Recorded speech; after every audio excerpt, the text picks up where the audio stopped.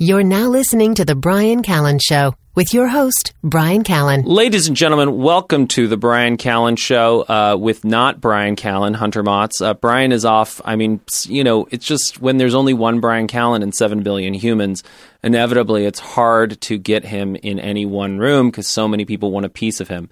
But we will be doing mixed mental arts today on the show, and with a guest that many of you have requested for a very long time, Peter Schiff.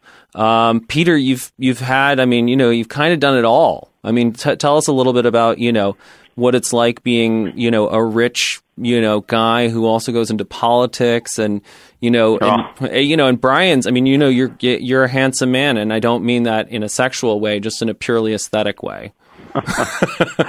Well, look, you know, I mean, I'm no Donald Trump. I mean, you know, I ran for Senate once and I lost, right? And so he ran for president and won. And he obviously has a lot more money than I do, but so I haven't done it all. I've done a few things, but I have achieved a modicum of success. You know, I was on a plane yesterday. 2 people recognized me. So, you know. Wow. Well, that's good. That's good. So there's those, you know, whenever I get into a situation where there's a lot of people, usually somebody will recognize me, but, you know, but there has to be a lot of people there. You know, it can't just be like a small, you know. But as an investor, you understand you have to diversify your portfolio. You have to have a wide range of humans to get a hit, right? Well, I mean, in my business, I mean, because I deal in retail. I mean, I guess if you're, you know, the hedge fund, you can have a small number of clients because they all give you lots of money. Right. But I have a lot of clients that give me a small amount of money, so so I need a lot of them. I'm dealing with regular investors. You know, I'm not, you know, dealing with the elite, just guys that, you know. I mean, obviously, most Americans, the average American, can't be a client because the average American is broke. So, so just to have an account with me means, you know, you're not the typical American because you actually have savings. You actually have something that you haven't spent everything that you earned. But my clients are more typical high net worth investors than, you know, the ultra rich. So let's talk about, in terms of, you know, a lot of Americans, the American dream isn't working for them, and that I think was part of what prompted your Senate run. So why don't we talk about what motivated you to run for the Senate? Well, you know, now you're talking about 6 years ago, and basically at the time, it was relatively soon after the financial crisis, the Peter Schiff was right video. You know, I had been associated with the Ron Paul campaign in 2008 as an economic advisor, so I developed a pretty good following, and it was a lot of the people that were following me online. I mean, they basically had a draft Peter Schiff campaign, and part of the initial appeal was that the Senate seat belonged to Chris Dodd, and he was, you know, one of the architects of the housing bubble, and so it seemed only fitting that I try to run against Chris Dodd. But, you know, Chris dropped out, so he wasn't even going to be my opponent, even if I managed to get the nomination, which I didn't. I ended up losing to Linda McMahon, who was able to spend significantly beyond what I was prepared to pay. I mean, I actually raised a couple, $2.5 million from individual donors, but then I kicked in about $1 million of my own money. But she spent $30 million of her own money, and there was just no way to overcome that. But I did a lot better than people thought. I mean, you look at the polls, talk about the Donald Trump polls. Like the week before the election, I was polling at like 4 or 5%, and I got 23%. And it was a 3-way race, so it was, you know, it wasn't like it was a 2-person race. I would have got a lot more if it was a 2-person race. But I think too, a lot of people didn't vote for me because they thought I had no chance because Right. The polls were just so low on me. But the polls were completely wrong. I mean, they totally underestimated the support I had. And, you know, the other candidate was a lifelong congressman, very well known in Connecticut, Republican. So I ran against an insider who had high name recognition, was endorsed by like all the newspapers except one that endorsed Linda. But he was the establishment Republican, well known. And then there was Lynn McMahon, who just spent a fortune, so everybody knew her. And then me, I was the third guy. You know, I still did a lot better than what people thought I was going to do, and I think I could have won, theoretically, if I had gotten some coverage, if people actually took my campaign seriously. In fact, you can see the original debate. I actually put it up again on my YouTube channel. If you go to, Schiff report, you can look at the debate. The only debate I did, it was me, Linda McMahon, and Rob Simmons. It was so early in the campaign that not a lot of people were paying attention. But I did so well in the campaign, in the debate, that Linda would never debate me again. So we never got to do another one. She just refused. So, well, that's that's good. I mean, but let's talk about the 2008 housing crisis, because we recently had Kathy O'Neill on, who wrote this book, Weapons of Math Destruction, which is a great book. And I think what's interesting is, I think the classic book on any sort of housing bubble or any sort of financial folly is This Time is Different. And, whatever the justifications or whatever the rationalizations are, it's always that fundamental psychology that sets in where everybody convinces themselves that they just can't lose. And the difference in 2008 was that it was rationalized with so much fancy math, and there was all these mathematical justifications for why housing prices could never go down. But, a lot of what drives, the psychology of investing is obviously psychology. It's human psychology. So, and I think that gets to, sort of your beef with a lot of sort of classical economics, right? Well, I mean, certainly you get, people believe in things when there's a crowd and everybody, reinforces their own beliefs, and, you have the market going in your way, which only emboldens you that you're right.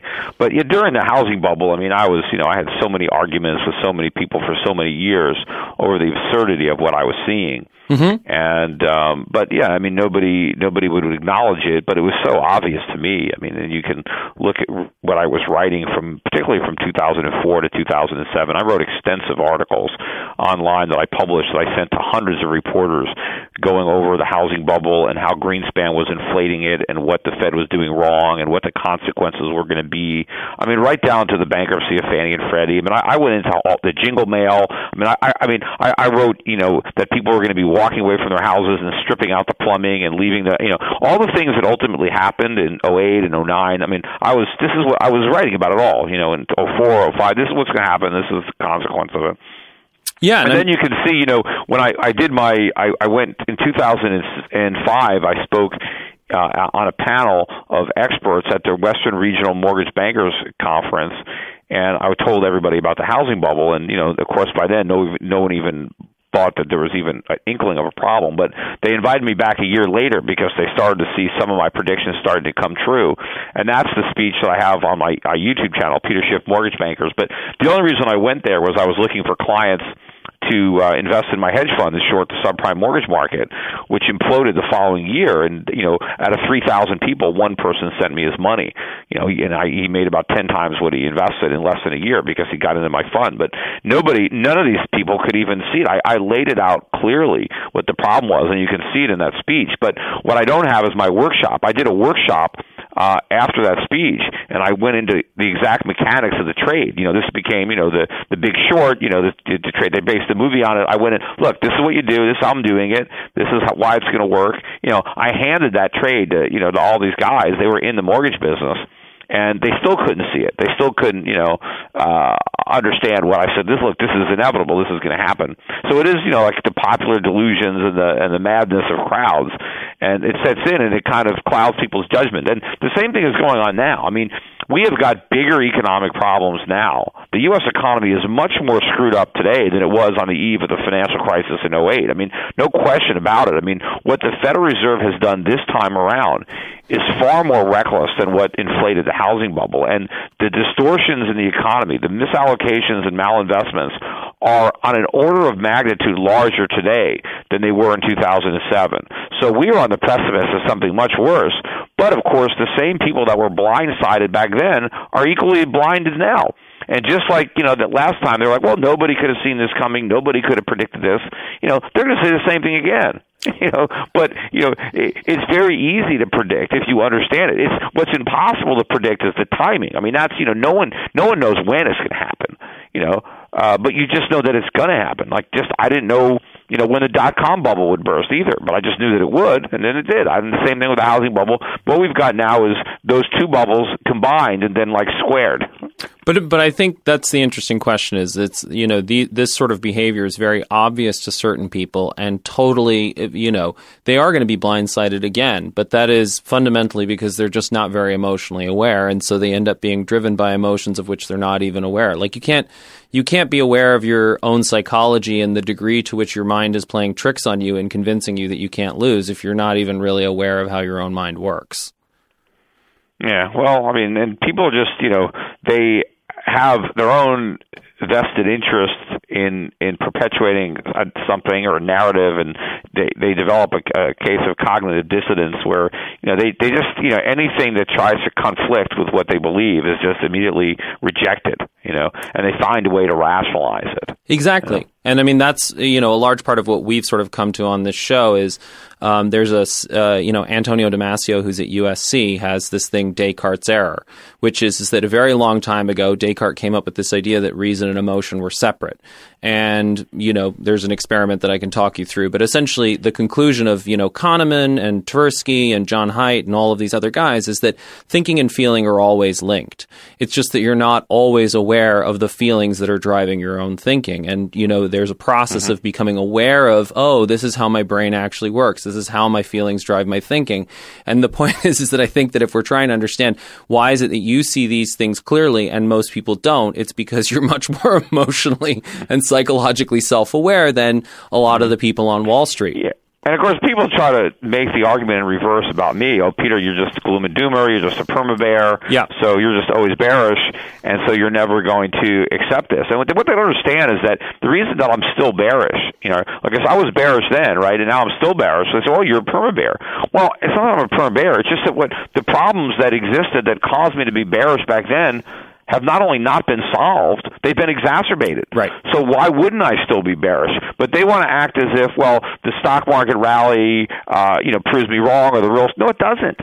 The fact that they've managed to reflate the bubbles that popped before doesn't mean that they're not bubbles, and it doesn't mean that the underlying economic problems haven't gotten worse. In fact, if anything, look, the election of Donald Trump vindicates to a large degree what I've been saying all along about this recovery, because I was one of the few people out there that not only wasn't surprised that Donald Trump won, but I expected him to win. I mean, I didn't think it was a sure thing, but I thought that, he had better than a 50-50 shot at winning.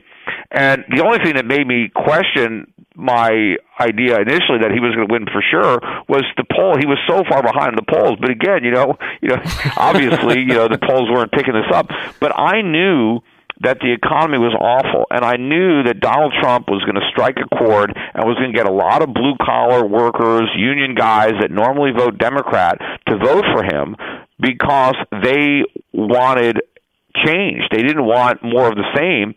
If the economy was as good as everybody on Wall Street believes, as the Fed keeps pretending, then people would have voted for Hillary. They would have rejected Donald Trump.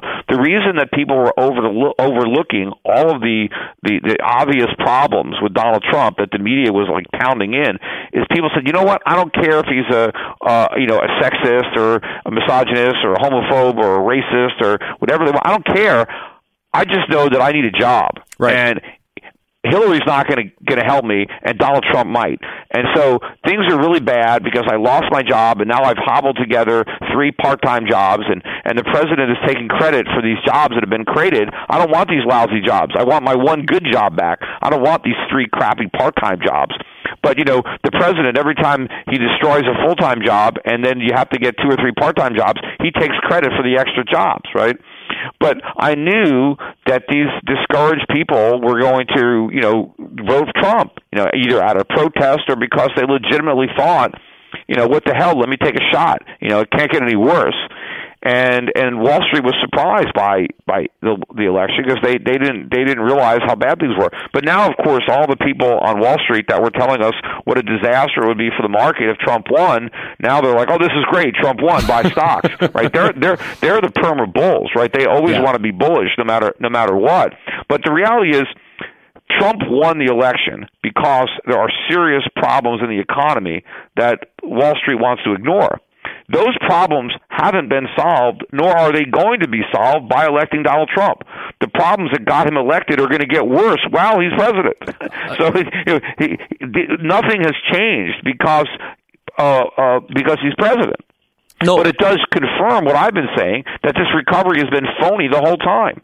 Well, of course, and I think that's the thing, is that you're seeing it's the same psychology that's playing out again and again, which is there's an overfaith in the numbers from polls because they just worship in numbers and don't ever really question, are the assumptions of these numbers good? Is this data any good?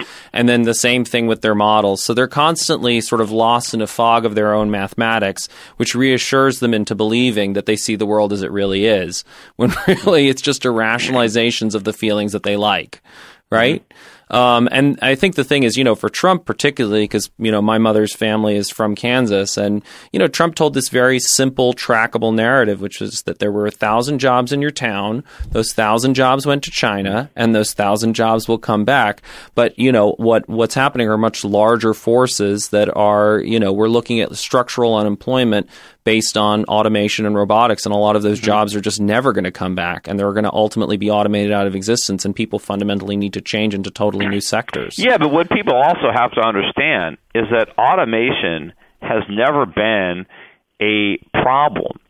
Labor-saving devices have increased our standard of living. I mean, that's the progress. I mean, the old the joke was, I forget who was watching people dig out a hole, and you look at a bulldozer and you think, or an excavator, look, how many men with shovels does that machine put out of work, right? Well, how many shovels when men were digging with their bare hands? I mean, the shovel destroyed jobs when people dug with their bare hands. But the whole idea is, as we become more productive, as we require fewer people to produce more stuff, collectively, our standard of living goes up. I mean, if eventually we can have robots do everything, then we wouldn't have to do anything, and we would all just be living a life of leisure. So it's not a bad thing that we have progress, that we find ways to produce more with less work. So this is nothing new. This has been going on since the dawn of time. I mean, you think when they first invented the wheel, how many men did that put out of work? Right? Because now, you can roll something maybe one man can roll something, whereas before you needed 10 men to push it until they come up with a wheel or something like that. But this, as labor is freed up from having to do mundane tasks, now that labor can be put to work doing something else that the machine can't do, and then we get more and more stuff. And so this is all progress. None of this is bad. But, you always have people trying to argue against it. I mean, I'm sure, there were people when they invented the automobiles that, this is going to be terrible. Look at all the people manufacturing, buggies and buggy whips, and we're all going to be out of work. Yeah, of course, but look at all the people that then went to work making cars. And so people are always going to do other things, more productive things. It's not technology or progress that's the enemy. It's government. It's regulation. It's things that inhibit the free flow of capital. It's that's preventing people from getting retrained into new jobs and are stifling opportunity. If the government just got out of the way and we roll back or eliminate all these regulations and all these taxes and just let the free market absorb the full benefit of what's happening, then people would not be as concerned about this. Well, I think let's pick that apart. That's a good thing to pick apart for the next 20, 30 minutes. So the first thing is you're not talking to a Luddite. You're not talking to someone who hates technology or wants to stop technology. You're also not talking to someone who doesn't understand the benefits of creative destruction. We're all for creative destruction, and we think it's great. And yes, that creative destruction has been happening for a very long time. And the point is that in general, people have been able to shift into new industries. Obviously that is what the Luddites ended up doing. John Henry, he fought against the machines and he tried to outpace it and he ended up dying. And the reality is that, that's what you need to do, is you need to shift industry. But at the same time, we're reaching, I think we're not just reaching we're not in the beginning of the information age only, we're also in the end of the industrial age. And we're reaching the end of routine work. That's been happening since the 1970s. You can read Martin Ford's Rise of the Robots or, the second machine age. So it's a fundamentally new age. And the point is that if you're someone like my uncles in Kansas City, they know how to sell routine work. That's what they do. They do sort of routine operations, which are skills. And skills are fundamentally what robots and automation do best. And that's why particularly robots and automation like middle-class jobs, because those are high-skill jobs which involve a lot of routine. They're ideal for automation. So the reality is that, yes, absolutely, progress is great, but there is a cultural transition that needs to happen for people who have industrial age culture, and they need to switch into information age culture.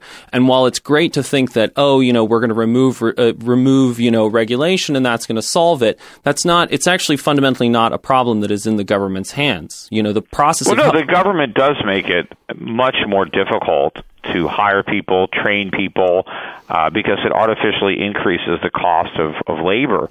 And especially to train people, and of course there's all sorts of litigation exposure that people have when they hire people. So the government has created incentives to try to minimize the number of people that actually work for you. So companies are always trying to figure out how not to hire people, but absent the government disincentives to hire people, that wouldn't be the case. I mean, if it's more efficient to hire a human being, then people would do it, but they go out of their way not to.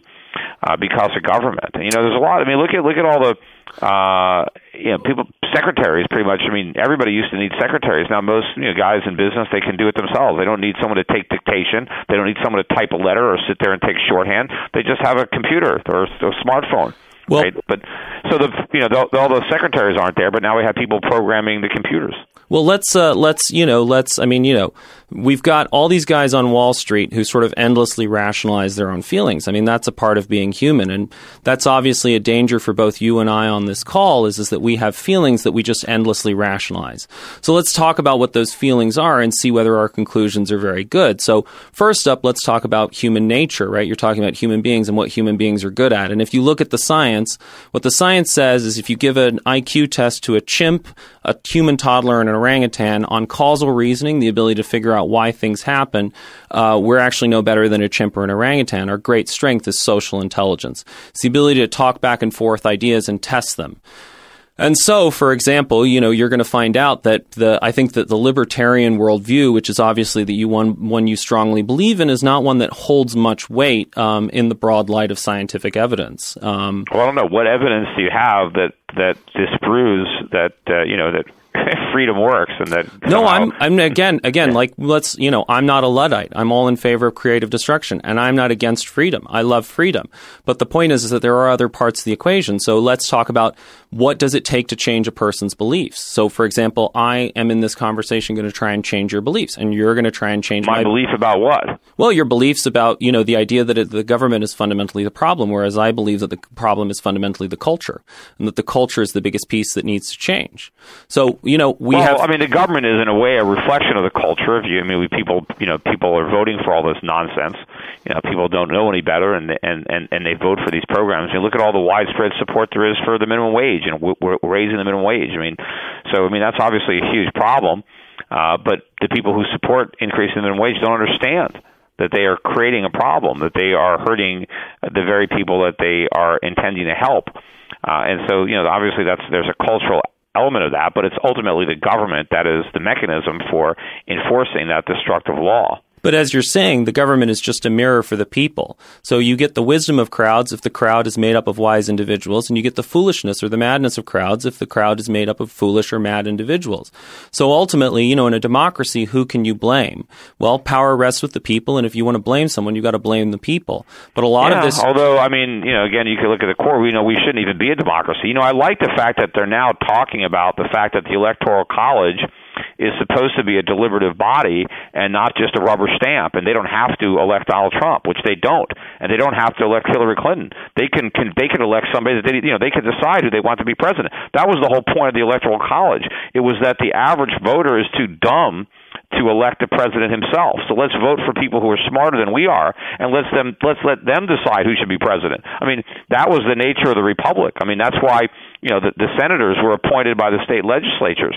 That's why in the early days of the republic, you had to be male and 21 to vote. You had to own property, or you had to have pass a literacy test or pay a poll tax. The founding fathers didn't want everybody voting because they understood if everybody did vote, we'd get bad government. The only way to get good government is to limit the people who are voting. So you don't get the crowds doing crazy things, which is what, unfortunately, we have to deal with now. Well, the Founding Fathers, if you really want to unpack this, the Founding Fathers were aristocrats. They believed fundamentally that people like them were capable of making decisions, and that the majority of people were not capable of making those decisions. Now, the ability to make their own decisions and how to run their own lives, just not how to run other people's lives. So it's like today, like the theory is the average person is too dumb to make his own life choices, right? The government has to protect everybody from themselves. So the government has to come out and regulate everything that we do in our lives because we're too stupid to make our own choices because, we're just going to be, some businessman is going to take advantage of us because we're all idiots. And so the government has to protect us even from ourselves and legislate every choice that we make. But we're so smart that we should be voting for president and senator. And, I look at the other way. I think that the average person should be left to make choices for himself. I trust individuals to make better choices for themselves than third parties, and better choices for their own children. But I don't want the average American telling me what to do. That's the big difference. I want people to be able to live their own lives, but not try to live mine. But today, the modern liberal theory is you can't live your own life, but you tell everybody else how to live theirs. I mean, that's ridiculous. Well, I mean, I think that fundamentally both the liberal and the conservative narratives as they are currently are terrible. I wouldn't agree necessarily with the libertarian narrative because I think that if you read what Adam Smith actually wrote, he was basically, Adam Smith did not invent capitalism. He just observed a phenomenon that had already appeared in human societies, which was markets. And he said these markets do a great job of allocating resources, much better than a mercantilist system. So, yeah, I mean, he was just the founder of economics. He basically codified, what was happening into these principles that became economics. But he was able to understand the invisible hand and the efficiencies of markets and how people working independently in their own self-interest, that is the best way to increase the living standards of everybody. He was able to understand evolution. I mean, there's a reason why markets and money and all these sorts of things evolve independently as solutions in different societies because they're good, elegant solutions. And so he had observed an evolutionary phenomenon and he had said, the invisible hand is the same as Dawkins' blind watchmaker or any of these other things. If you allow individuals to compete and have all of these things, then ultimately they can develop solutions that are far better than any one person trying to make decisions for everyone. But at the same time, we have structure that incentivizes the right sort of behavior. So if you go to a market in Cambodia or a market in, Ghana or a market in Peru, there are rules to the market. There are ways that you can set up stands. There are property rights. There are all sorts of, there are parameters that are created that unleash the creativity and the productivity of the market. So I think the point is that, I don't know where particularly you stand, but sometimes there is this group of, there's anarcho-capitalists who try and promote this idea that we're just going to have no rules and that's how we're going to get the maximum benefit. And I think that that's utterly absurd in the light of history. So the question is, I would 100% agree with you. Over-regulation, I think Hernando de Soto's book, The Other Path, is absolutely spot on. Like, regulation can hurt the market, but the question is, where does that fine line lie of what is the Goldilocks principle of how much market regulation you should have? Yeah, well, I think the market is the best regulator of business activity, and individual entrepreneurs, want to preserve their reputation, their brand. I mean, they want to do a good job for their customers. They want to grow the value, and they want to get richer. So they have to constantly find a way to deliver value. They have to, they're in competition, and they have to get the highest quality and the lowest price. But the only real rules I think that need to exist have to do with, just people stealing from other people or embezzling from other people or defrauding other people, so that you can't, these are crimes, and so you have laws that regulate criminal behavior. But other than that, what the government does now, and all the way they try to micromanage every business and every decision that a businessman makes. I mean, look, like to say, you got to have all these labels on your products. Well, look, if the consumer wants labels, then let him buy the products that have labels. If he couldn't care less what's in the products, then he doesn't care.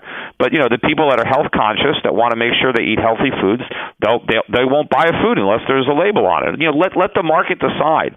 What is going to be produced. I mean, look at all the drugs. I mean, let people decide. They say, okay, well, let doctors and patients decide if they want to take a chance on a new drug. I mean, why should the government, have people dying when there's a drug that might cure them, but they're being prohibited from using it because they haven't gone through billions of dollars worth of efficacy tests by the FDA. I mean, there's all kinds of things.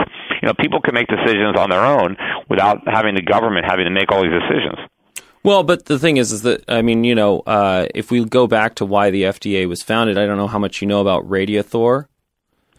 I don't. Well, that was sort of the big case that, led to the founding of the FDA. So, inevitably what happens is that any sort of new physics is discovered and people get very excited about its ability to do magical things.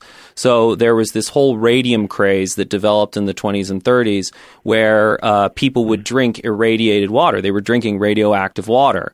And they marketed it as eternal sunshine and all of this sort of stuff. And there was this guy named Eben Byers who basically hit his arm, injured his arm, and then was prescribed by his doctor Radiator. And he started drinking this water, and his doctor had a financial incentive to sell it because his doctor was getting a kickback. And, he ended up dying. And he was so radioactive at his death that he needed to be buried in a lead-lined coffin. Yeah, and so that might have been the catalyst for the FDA, but it's always, the camel's nose under the tent. Whenever this happens, look, I'm in the financial industry. We have all these rules and regulations, to theoretically protect the customer from the unscrupulous acts of brokers who would take advantage of them. Well, the reality is that in a free market, yes, there are going to be some rogue brokers and they're going to do bad things and people are going to be scammed out of money. But because of the cost of compliance with all these regulations, everybody loses much more. I mean, there's billions of dollars in extra costs to staying in business, all of which has to be borne by the consumer. So the consumers end up losing a lot more money because of the regulations than they ever would have lost from theft or bad actors of rogue brokers. I mean, that's tiny compared to the massive cost of protecting consumers. I just allow consumers to make their own choices. Look for companies like, you have people out there, Consumer Reports. They write up reports about products, third parties. Hey, this we tested this one. Automobiles. They always test the cars. Hey, this is a good. People. You don't have to be an auto mechanic. There's plenty of people you can find out which car. But then you get the government involved, like in the banking system, where the government guarantees all the bank accounts, and then no one gives a damn, right? No one cares which bank is safe, which bank is risky. You just put your money in whatever bank is closest to you. You don't look at anything. You don't give a damn because the government has corrupted the market. But people shop around. When people want to buy a new television set, they do their research. They find out which one is lasts the longest, which one has the fewest problems, best value. I mean, consumers do a pretty good job when it comes to spending their own money and making sure they're not getting ripped off, Yeah, once in a while somebody does get ripped off. Well, that's it. That's life, right? That's going to happen. But when the government tries to stop that from happening, it's much worse because it costs a fortune.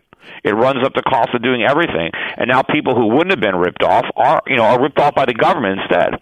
Well, and that's the point. Again, you're talking to someone who loves the market, loves the free market, and, understands that you can have too many laws, right? But that there is this Goldilocks principle. I mean, if we talk about the murder theft sort of paradigm, right? And in an evolutionary system, you're going to get people who are going to use that as a strategy to get ahead. But and the reason why anarcho-capitalism is so ridiculous is because a lot of how progress has worked is that we've decided, okay, there are going to be these checks. There are going to be certain kinds of behavior that our society will not accept. And it's like rules in a soccer game.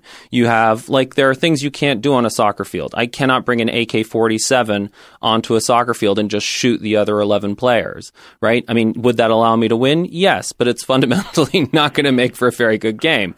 So in the same way, there are moves that you take off the table or that you try and police because there is, parasitic behavior is an inevitable response in an evolutionary system. But you look, it's like I give the example of the brokerage industry. I mean, what happened too in my industry is that it's now so expensive that the minimums are getting higher and higher. So a lot of times in order to have an account, you need $50,000 minimum, you need a $100,000 minimum. And that, so the average American, if he has, $5,000 or $10,000 to invest, can't even deal with a professional. Nobody will work with these people because it's too expensive. So now they're ripe to be scammed by a fraudster.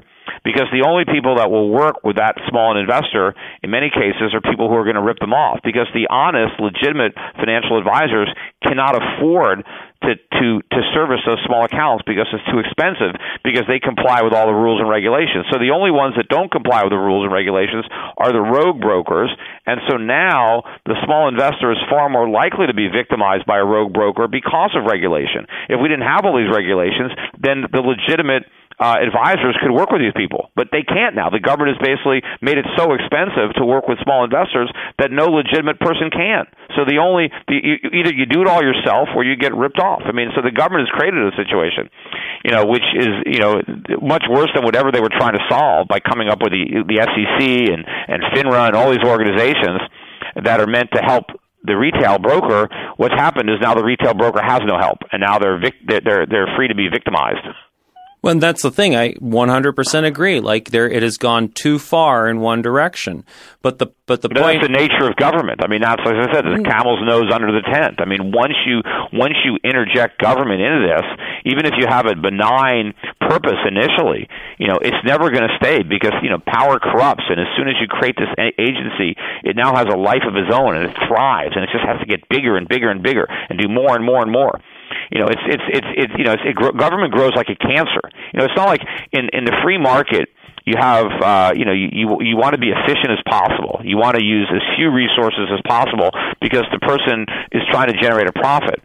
But in government, it's like it's the opposite. You just want to be as big as possible, as inefficient as possible. You want to spend as much as possible. And a lot of times too, when you have government, let's say you have a government agency, and they're there to kind of help poverty. They're there to fight poverty. Well, what they end up doing is their incentive is to create more poverty, because the last thing they want to do is end poverty, because now they no longer need to. They're no longer needed anymore. You can shut the agency down. When you're in charge of an agency, you want your agency to be bigger. You want more power. So what you want is more poverty. So that's exactly what government anti-poverty programs end up doing, is perpetuating poverty, to trap more and more people into poverty. So now you can justify a bigger agency, the bigger department, which of course, and it benefits government, because as people are trapped in poverty, you can always count on them to vote for you if they think you're the only way out of poverty. It's right. You cripple people and you convince them that the only way they can get a crutch is from the government.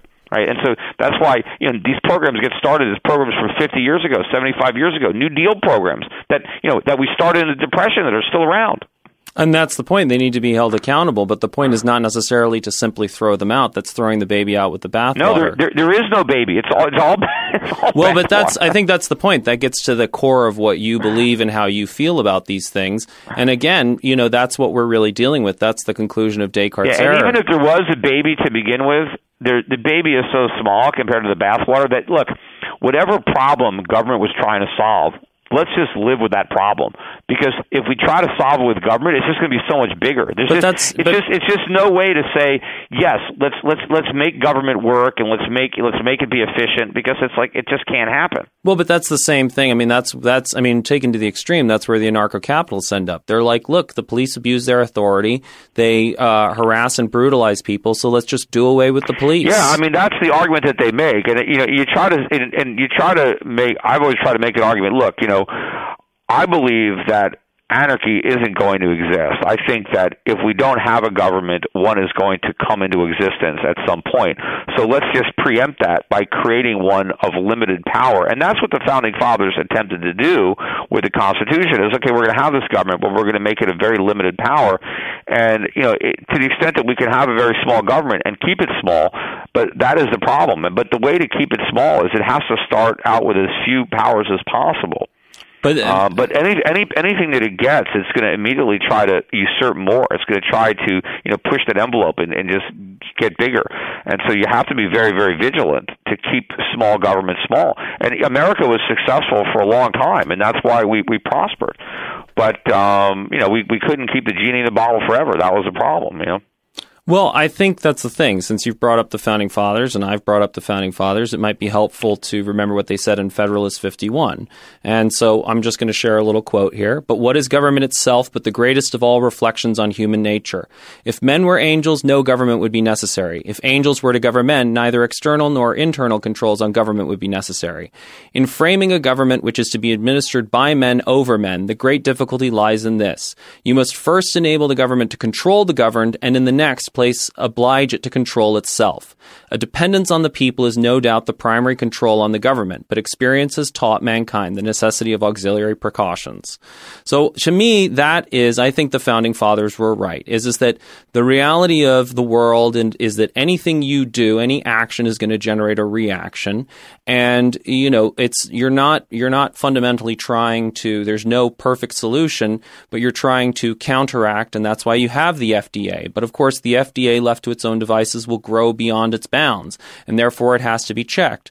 But to me, the real breakdown in our society is the fault lies not in our government, but in ourselves. It's that we're not fundamentally well enough informed to be able to be discerning to recognize, okay, what is baby and what is bathwater and what should we throw out and what should we keep? And that's the inherent flaw in democracy is that that's an inherent flaw in a democracy where the people aren't educated. And education is you have all these educated people that are extremely liberal. I mean, you can have lots of degrees and not know anything about economics. I mean, it's not the education because you got plenty of But that's people. Have advanced degrees that are very liberal. I mean, look, you have people with geniuses that have been very very liberal because they don't necessarily think about that. But they're not fundamentally educated. I went to Harvard, so I know these people, and I know what a fancy degree does, and I know what the education you get, and you learn how to rationalize a particular worldview in a very complex way. But that doesn't mean that you're wise, and I think that's the point, is that we have a lot of smart people who can quote a lot of statistics and rationalize their arguments. We don't have a lot of the sort of wise people who actually founded this country. And that has nothing to do with the degree, and that's not a real education. I know. I mean, and you look at how small a population we had, and look at how wise the people that we had during that time, relative to the fact that we're drawing on a population 100 times larger, and we probably don't have anybody as wise as them in Washington today. No, and I think generally in the country. I mean, I think that's the challenge is that, our educational system failed us. It crammed our heads full of facts, and it didn't really teach us how to think. And that's because we turned over education to government. We made it a government thing. I mean, and there's nothing in the Constitution about education. The word education is not there. The word school is not there. The framers did not think that the government would be involved in education, but now they are, unfortunately. But I would much rather see private enterprise competing to educate our children than government monopolies that operate for the benefit of the teachers' unions, and no one gives a damn about the kids. Well, Peter, and this is where culture comes in, because there are larger forces at work here. And obviously, you feel that the government is the source of all of our problems. But I can tell you a totally different narrative, which comes down to what we believe about human potential. And, in 1776, David McCulloch has this great line in his Pulitzer Prize winning book that it was a day and age that saw no reason why man could not, by serious and diligent application to books, teach himself whatever was required. And that was the spirit of the time. That's the spirit of 76. And now, with the internet, people can learn a lot more. I mean, it's 100%. But they don't. But I'm not just blaming the government too. I'm not letting the Federal Reserve off the hook. But that's okay. That's fine. But there's fundamental faith and intelligence and a willing to challenge what you believe, and that's the spirit of a people who are founding a nation is that they're looking for holes and flaws in their own thinking, and we are trust fund kids. We've inherited this great country, and the majority of us just take it for granted that it's always going to be around, and we don't take the time to find the faults in our own thinking, and we just sit in our echo chambers and we rationalize our own thoughts, whatever they may be, liberal, conservative, or libertarian. And, we don't fundamentally improve our thinking, and we just, feel self-righteous. Yep. So, I mean, I think that's the point, is we have this fantastic tool, the internet, and the great thing about this tool, the internet, is that, we can have respectful conversations like this, we can challenge each other's thinking, and fundamentally we have the opportunity to all become wiser, and that doesn't, until the government starts shutting down the internet, I don't think that the government is the primary obstacle to that being achieved. Yeah.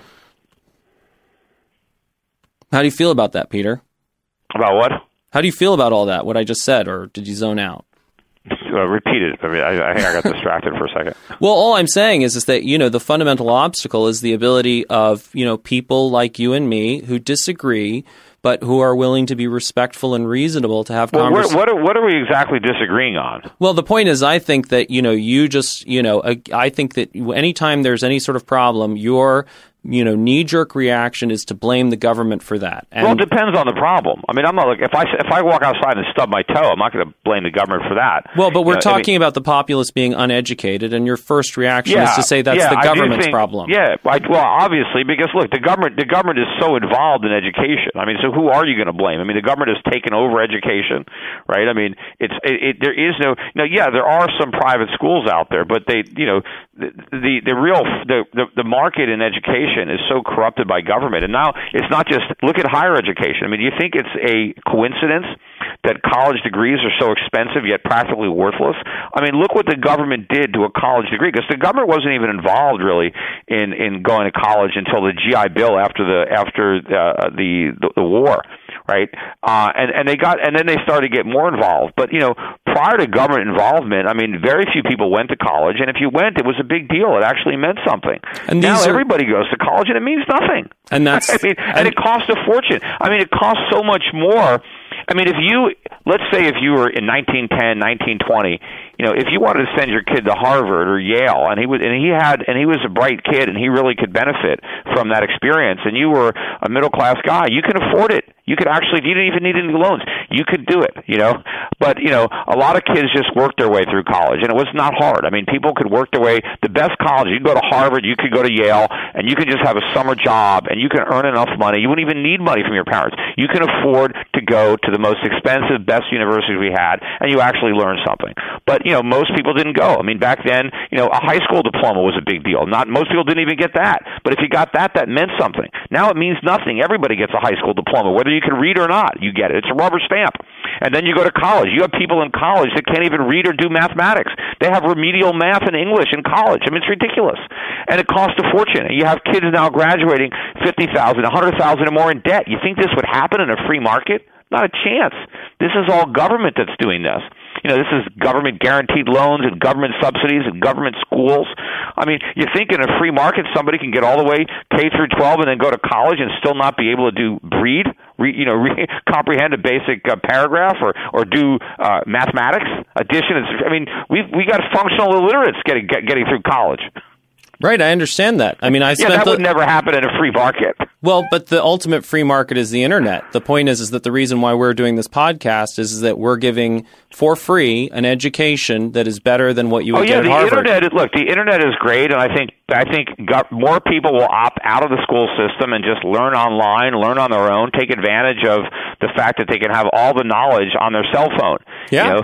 I mean, what used to be so important about universities is they had the books. They had these great libraries, and you had access to their libraries. Nobody needs a library. You have everything you want on your smartphone. And people have an opportunity. And if you have a teacher who's a gifted teacher, he doesn't need a university. He could just give a course on the internet, charge a small amount of money, and speak to tens of thousands of people or millions of people at a time. And that's the great thing. So the government is irrelevant. Like, we don't have to be angry at the government. We can just outcompete it on the internet. No, I mean, yes. I mean, to an extent, yes, there's going to be a way around it. And what has to happen, obviously, too, is, businesses, and of course, they'll recognize that these degrees are worthless, and they won't need to. They won't just exclude people that don't have college degrees. They'll have somebody will come up with better ways of, just accrediting people, or just to screen your applicants by, some other method other than the fact that they were able to spend 6 years getting a 4-year degree. But yeah, I mean, the market is ultimately, because look, kids aren't going to go anymore. I mean, college is now so ridiculously expensive that you can't even argue with a straight face that it's worth the cost. Of course not. And, I mean, the whole thing that, a lot of what we go on is, I don't know if you remember Good Will Hunting, but there's that great scene in the Harvard bar where the guy is a dickhead, and, Will says to him, you're going to learn two certainties in life. One, don't do that. And two, you dropped $150,000 on an education you could have gotten for $1.50 in late library fees. And the reality is that I think that's my point is just that the government is irrelevant. You offer people a better education for far less money or no money. I mean, that's the great thing is that if you serve the people and, you are helpful to them, and then you say, hey, do you want a T-shirt? They're like, yeah, I want to buy a T-shirt. So, you don't even have to charge them for the education. The thing is, though, it's not irrelevant to the extent that they're there screwing up society and running up the cost of doing business and creating a lot of problems that wouldn't exist absent all that government. I mean, government is good if it can just stick to the functions that it's supposed to do. But that's that was Jefferson, right? It's a necessary evil, but I mean, recognize that it's an evil. But the problem is it's very bad. It's very easy for it to be intolerable rather than necessary. I think we've crossed that boundary a long time ago with respect to our government, right? But I think the point is that that's because, any shopper, whether you're shopping as a voter or as an actual shopper, you need to have enough understanding to not buy a lemon, right? Mm-hmm. And I think that's the problem is that, the voters fundamentally aren't well educated enough and don't have enough of a worldview to be able to spot what is good government and what is unhelpful bad government. And so I hope one of the companies I recently became involved with, which I hope can really help advance this, is this company called Gold Money. I don't know if you're familiar with it, but anybody could just go to goldmoney.com and set up an account. And basically what it does is enables you to have your own online account, like a bank account, except your deposits are in gold. Right, so you can go and take your Visa or MasterCard and buy $100, $1,000 worth of gold. You own the gold. It's your gold. It's stored for you. It's segregated. It's in your name. You own it. But you can now transact with it online just like you could with dollars or euros or yen. You can buy things with it. You can spend, 10 cents of it, 20, you don't have to spend it all. You can buy a cup of coffee, a pack of cigarettes, or you could buy something more expensive, but you can send it anywhere in the world you want for free. You can it's like a bank account. You get a debit card, a MasterCard. You can utilize that MasterCard. You can buy stuff, in person online. You can go to an ATM machine and withdraw cash. But as you do, you're just diminishing the amount of gold that you own. So your account is based in gold.